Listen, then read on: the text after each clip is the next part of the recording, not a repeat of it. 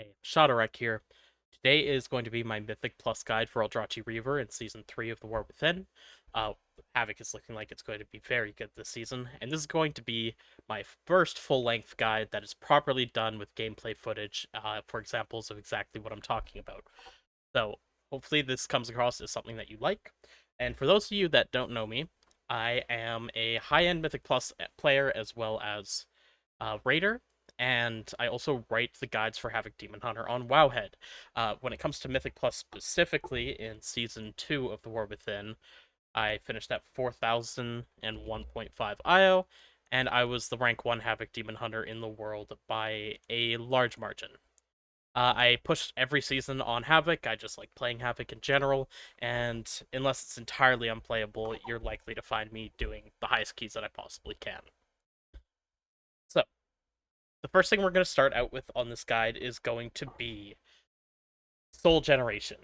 And that is how you generate souls as a Havoc Demon Hunter and what those are used for Aldrachi Reaver, which is for your Reaver's Glaives.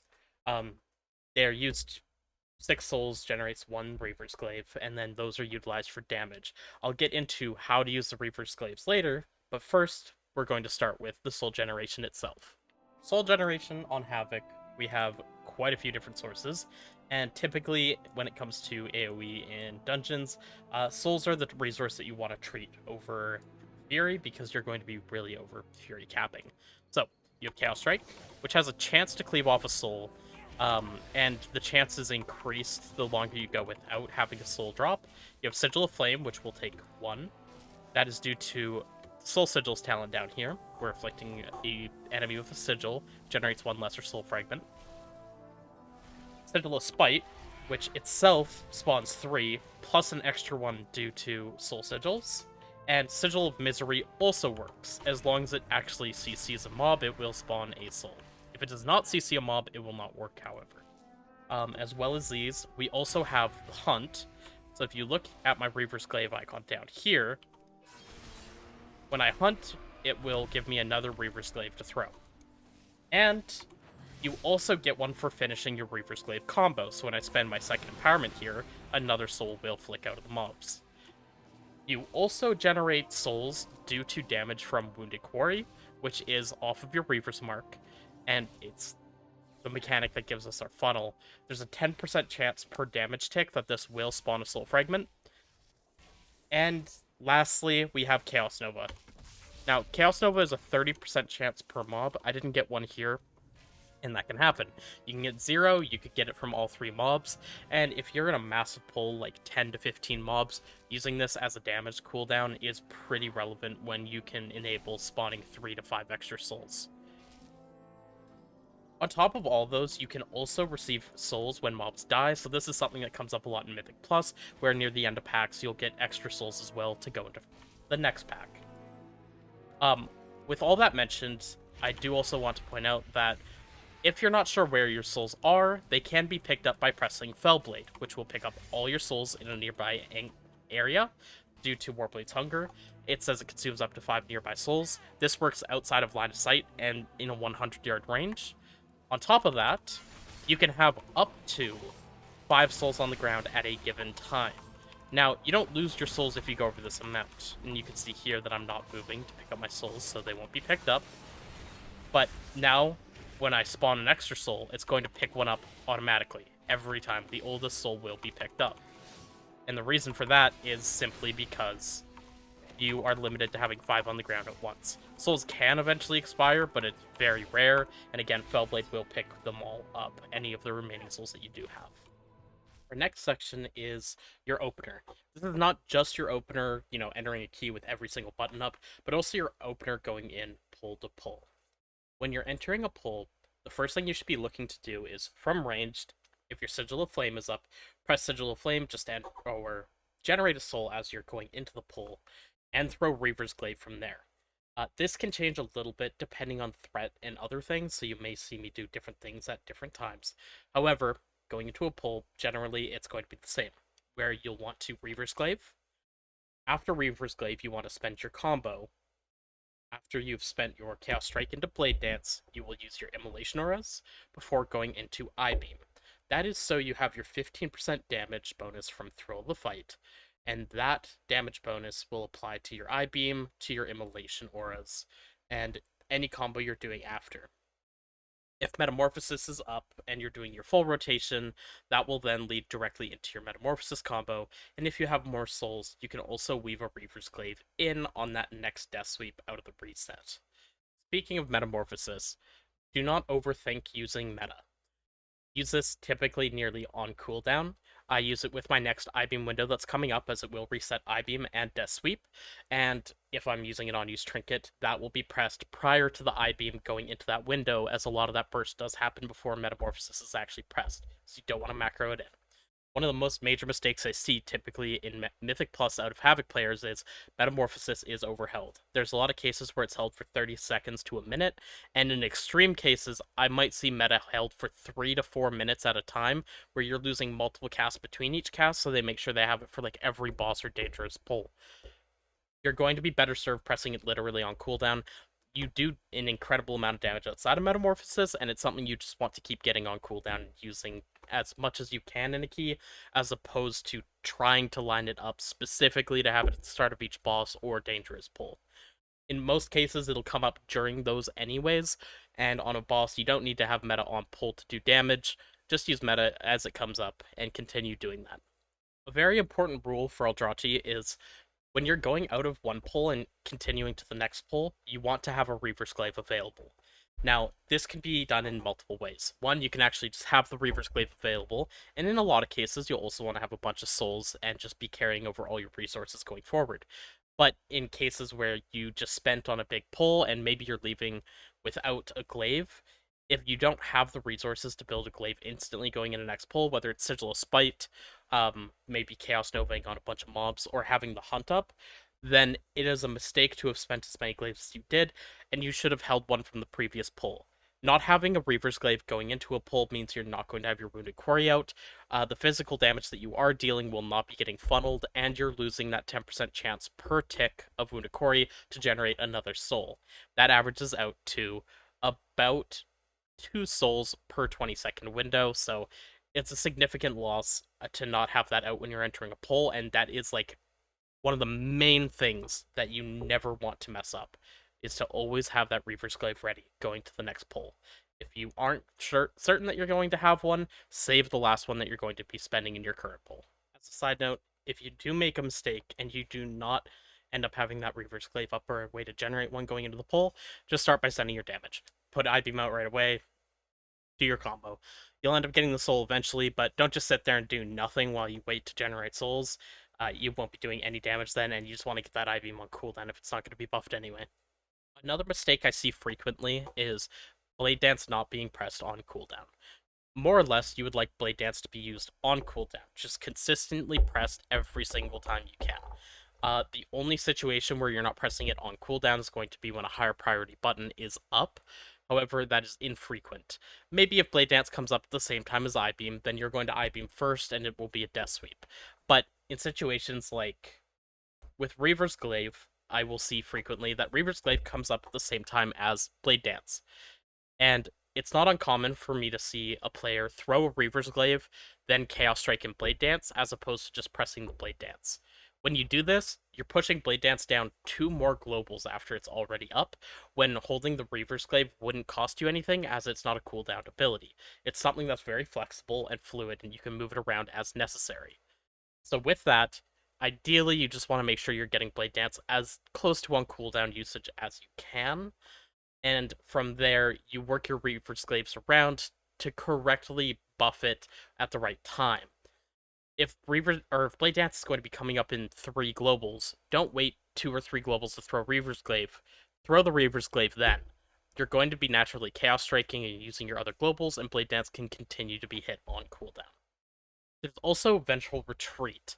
Now, this is used for initiative, and initiative is just a 10% critical strike chance for 5 seconds, which it resets the ability to gain that. So the number one way that I use Vengeful in a key is around your Reaver's Glaive. Now, in single target scenarios, the Reaver's Glaive itself is incredibly strong, but typically the part that you want to empower is the empowered Blade Dance window. Even on single target, it's an incredible amount of the damage, and in AoE, it is really what you want to focus on. Because not only will you be buffing the Blade Dance or Death Sweep itself, you'll be empowering the Fury of the Aldrachi on the empowered hit, so the 12 slashes per target will get increased by the crit chance. It will also work on all the throw glaives that are thrown by Blade Dance and Death Sweep.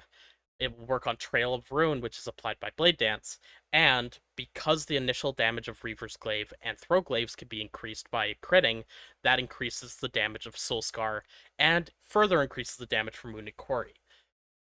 It is the most bang for your buck window that you can buff up is going to be an Empowered Blade Dance. So typically you want to use Vengeful within a couple globals of when Blade Dance is coming up, so you can just press something like Chaos Strike while you're moving through the air, and setting up for that Empowered Blade Dance to be used, where you'll already be back at the pack, centered so you hit the most bumps possible, and your crit window hits that Empowered Blade Dance window.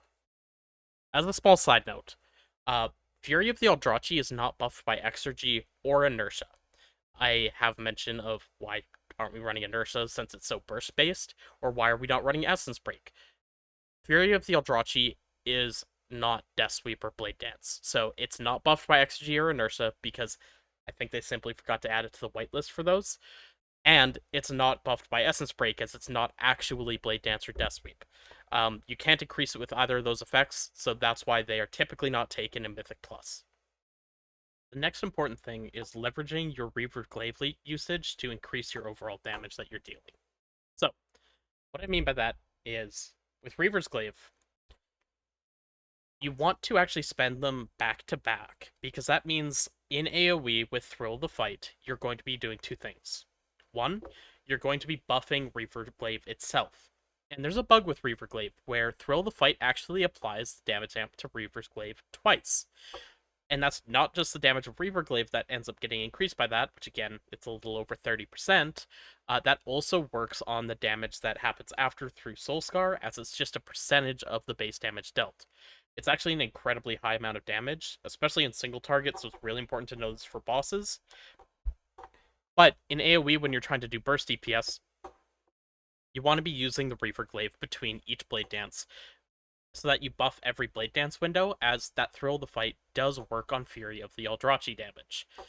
That means you'll have the extra 15% on the mass uncapped AoE that you're dealing, and that will all be getting funneled through Wounded Quarry.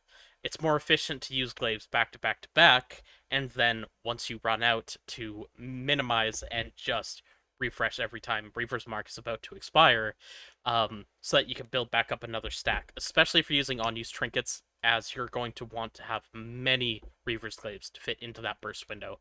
So with Prism, I try to at least have 3, ideally 4 Reaver's Glaives, and using Metamorphosis, you can use 2 back-to-back due to the Death Sweep reset. This also means that sometimes you're going to want to hold on your Reaver's Glaives and not be spending them.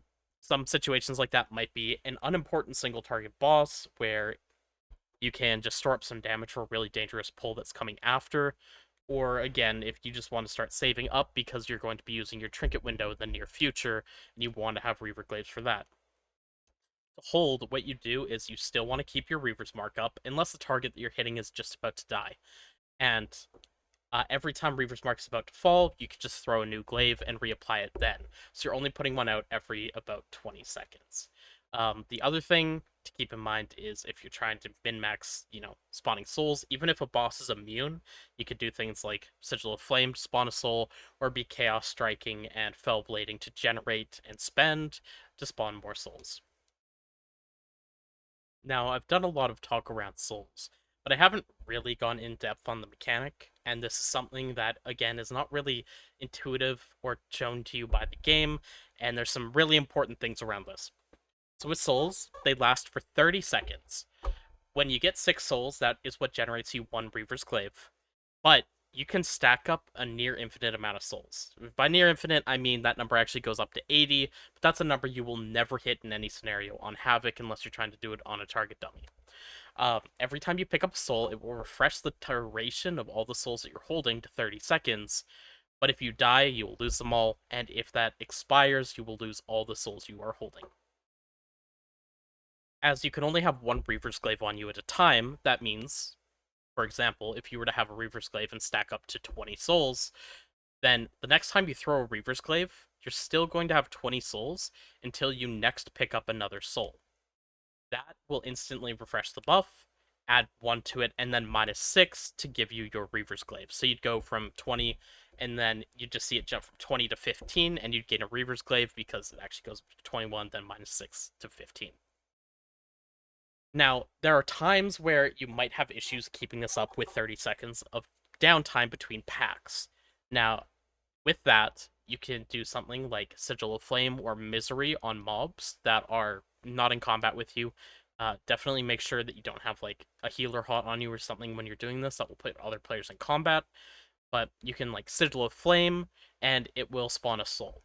And then Shadow Melding actually removes your sigils from the target. Whether it's Sigil of Flame or Sigil of Misery, the dot and the CC both just disappear and despawn, and the soul will fly out directly to you. It doesn't drop at the mob's feet, it flies to where you were when the sigil hit. So you just press your sigil, wait for it to hit, press Shadow Meld. Make sure you're far away from mobs, just in case if they have eyes or something, it's going to make it where they could break your Shadow Meld if you're too close. There's also another thing that you want to do, and this is how you, in times that you're holding a lot of souls, how you use your hunt. Because casting the hunt does give you a full Reaver's Glaive, but only if you don't currently have one. So what you do is you throw your current Reaver Glaive, but you stop moving as you're doing it. The reason you stop moving is the only way that you'd be able to pick up souls then is if you get more than 5 souls on the ground at once. So try to avoid pressing Chaos Nova, then doing this on a large pole, or pressing Sigil of Doom, and then right after it spawns 4 souls, trying to stop to do this. Because you can end up with a soul that force pickups and wastes a Reaver's Glaive. But what you do is you stop moving, you throw your current Reaver Glaive, and you press the hunt. Continue to not press your movement buttons when you press the hunt. Even though you can't move with the hunt, if you wiggle or try to strafe during the channel, it will move you very slightly, and this will allow you to pick up souls. This also works with I-Beam. So you just stop moving entirely, Reaver's Glaive, press the hunt, continue to not move until after the hunt goes off. The hunt will generate a Reaver's Glaive, and then any souls will be picked up from the movement of the hunt after. So say you're at 20 souls on you with no Reaver's Glaive, you'll go to having a Reaver's Glaive, and then if you pick up one soul from the hunt moving you near one, you'll go right to 21 without it actually converting that to a Reaver Glaive. So you're able to keep those souls for later and just get another Reaver Glaive generated in the meantime, just to keep the hunt on cooldown. When you're using your Reaver's Glaive, you do want to pay close attention to where you're putting your Reaver's Mark. Now, again, the Reaver's Mark is what is going to be the target that gets your Wounded Quarry funnel into it. That's incredibly important this season. It is about 1/8 of our damage in a given key that will be coming from Wounded Quarry, and that's all going into the target that you choose. So, on any given pull, you want to know what your priority mob is, and whether it's something that you just want to burn down quickly, or if it has more health, so you want to be putting damage into it. And before that mob dies, you do want to swap your Reaver's Mark to another target.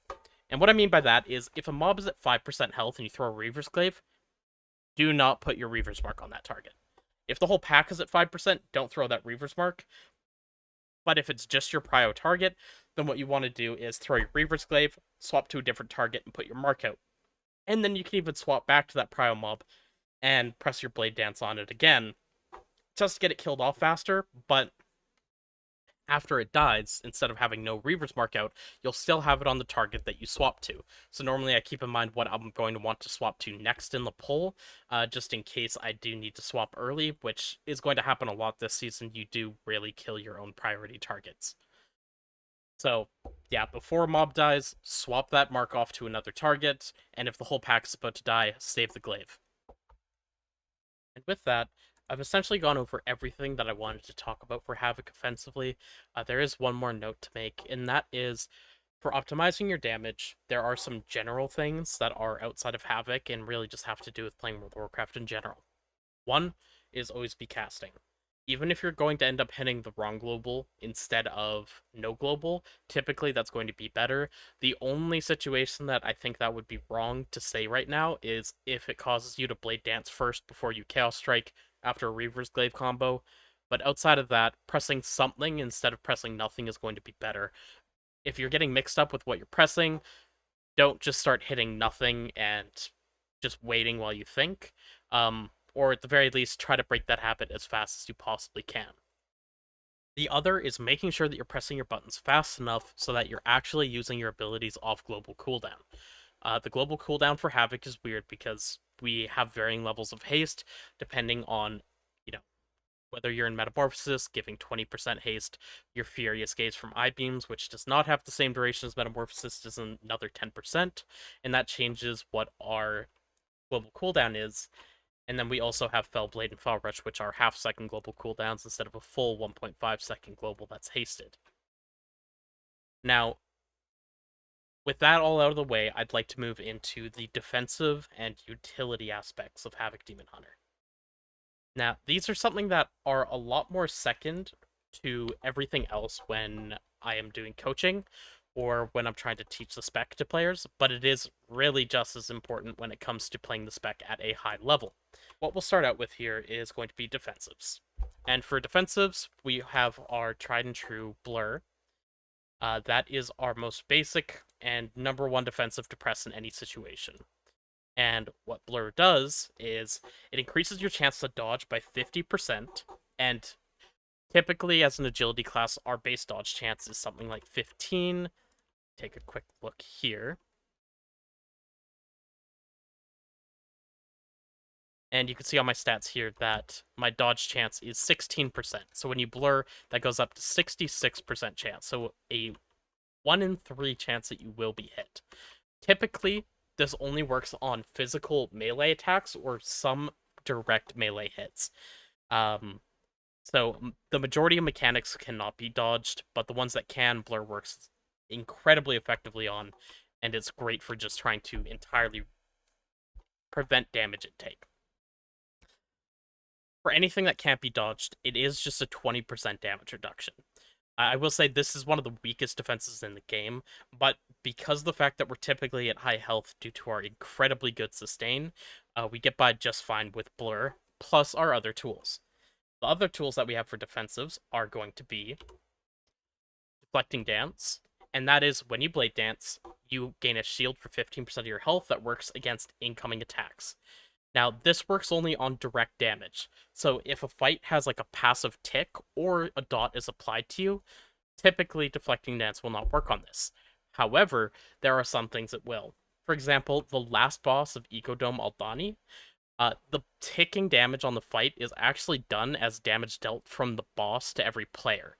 So that counts as direct damage, and you can Deflecting Dance that. This also works on, say, the last boss of Priory, where her taking damage from Inner Flame works the exact same way. And then any mechanic that's going to be dealing direct damage to you, like a big AoE hit on your group, maybe like Obsidian Beam on first boss of Dawnbreaker, it'll always work on mechanics like that. There's very few that bypass it. Next is Fellblade damage reduction. Now, this is only for Aldrachi Reaver and only if you talent it. Typically, I recommend Incorruptible Spirit in lower content because it will provide more general throughput than Army unto oneself. But at the highest level, if you're trying to deal with one-shots, you do have this 10% damage reduction tied to Fellblade. It's just 10% damage reduction for 5 seconds whenever you hit the button.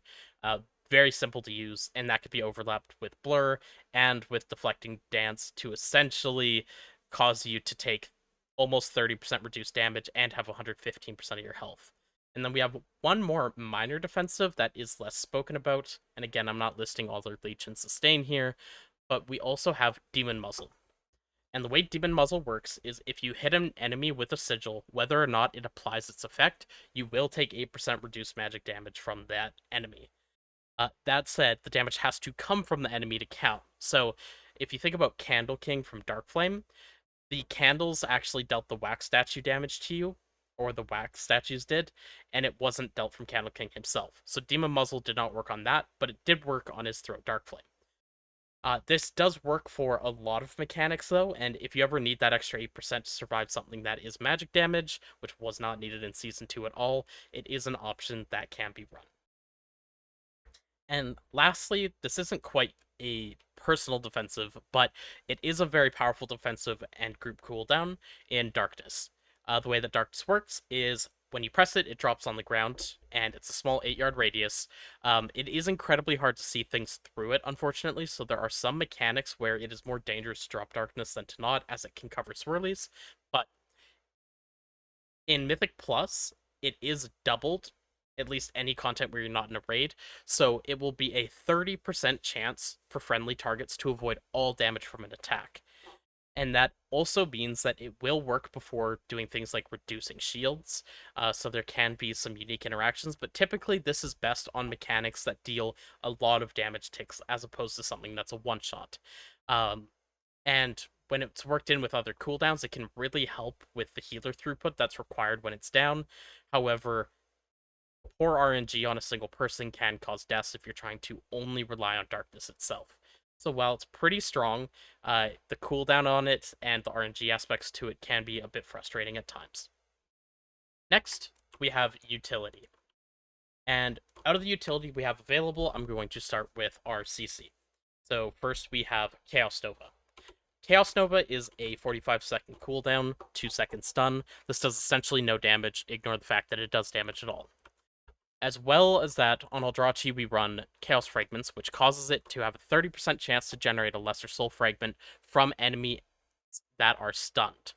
If it does not stun, whether the mobs are maxed out on diminishing returns from stuns, which is 3 stuns in a row and they can't be stunned again, or if a mob is immune to stuns, this will not work. We also have Fell Eruption. This is baseline, not something that you talent into, and it's a 30-second cooldown with a 20-yard range, and it stuns for 4 seconds. We also have a stun on Metamorphosis, however, this is typically more problematic than helpful, and it's a 3-second stun in the area around where you land. Outside of our stuns, as another stop, we do have Sigil of Misery. Sigil of Misery is broken within about a second on damage, but there are a couple things that this can be used for. Mobs that are hit by Sigil of Misery are also rooted. They will not be able to run or move, even though it says that they are feared. So until it's broken, they can't be moved. And for a mechanic that might push mobs away, such as the slams at the start of Dark Flame in Season 2, it works really well that you can actually prevent that mechanic from happening. Other than that, we just use it as like a quick stop to stop the current cast of mobs, but it does take a full second, so it's not great for that either. There is one more use for it, though, which is Misery Melding. And I did mention this previously in the video, more so as a generator for souls, but it can also be done to skip mobs. The way that it works is when you Sigil of Misery a mob, it gets directly in combat with the Demon Hunter that casts the Sigil, as long as they're not in combat already. So, when I Sigil of Misery, the mobs will be in combat. And even if your group walks over the mobs, they will not get in combat with the mob. So when you Shadow Meld, it will break your Sigil of Misery, and the mobs will carry on like nothing happened. So you can do very unique Sigil of Misery skips to entire packs, where your group is able to just walk right over it without any worries of threat. Next, we have Imprison, and Imprison is one of the 2 true CCs in the game. Sap is the only other one that works like Imprison, and that is, if a mob is imprisoned out of combat, it will not aggro, no matter what. You can stand directly on top of it, and it will not aggro. The only thing that will do it is if you tag a mob that is tied to it. And lastly, we have Consume Magic. Now, Consume Magic is a talent that we take. The only reason you would ever drop it is if you wanted to take parry, because you do need to get down to Aura of Pain directly below this, so you're kind of forced to go through it. And it's just a 10-second cooldown that consumes one beneficial magic effect from the target. In Mythic Plus, this has some niche uses, however, it's not incredibly useful, and it depends on the dungeon and season whether or not we really end up using this. There are some good use cases like Ecodome Aldani, where the shields that you can purge are incredibly large, But other than that, it's not something you're going to have to think about all too much. Just get a proper tracker on your plater that shows when mobs have a purgeable debuff. This concludes my Aldrachi Mythic Plus guide for Havoc Demon Hunter in Season 3 of The War Within. Again, I did put more work into this video than I have on anything else on my channel by a lot, and I had to learn a lot making this. It did take a large investment of time, so definitely let me know in the comments below if this is something that you did really enjoy and that I should continue doing in the future. And if you did like this video, please leave a like and follow my channel if you'd like more content like this. Still continuing to grow, and I appreciate every single person that stops by to support me. Thank you, and see you in the next one.